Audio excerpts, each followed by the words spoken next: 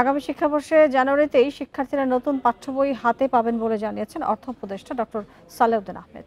এছাড়া নতুন বই ছাপানোর দায়িত্ব কারা পাবে সেই তালিকা চলতি মাসেই চূড়ান্ত হবে। সকালে সচিবালয়ে সরকারি ক্রয় সংক্রান্ত কমিটির বৈঠক শেষে এই কথা জানান অর্থ উপদেষ্টা বলেন, এর মধ্যে আগের তালিকা যাচাই বাছাইয়ের নির্দেশনা দেওয়া হয়েছে। যেসব প্রতিষ্ঠানের বিরুদ্ধে অনিয়মের অভিযোগ রয়েছে সেগুলোকে চিহ্নিত করা হচ্ছে এবং জড়িতদের কাজ দেওয়া হবে না।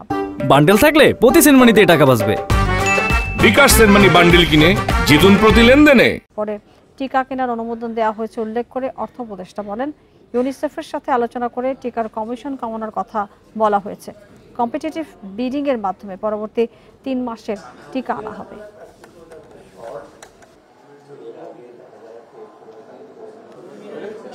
সবাই একটু দাঁড়ায় থাকে, একটা ছবি নেই। হ্যাঁ, আজকে বলেছি যে এর আগে যারা যারা পেয়েছিল তার বইয়ের মান কিরকম ছিল, কাগজের কি ছিল, প্লাস কারা একাধিক পাচ্ছে, ইসে করছে কিনা, মনোপ্রাইজ করছে কিনা, আমরা সেই কথা লিস্টটাকে একটু যাচাই বাছাই করে আমরা বলছি যে আমরা তারপরে দেবো।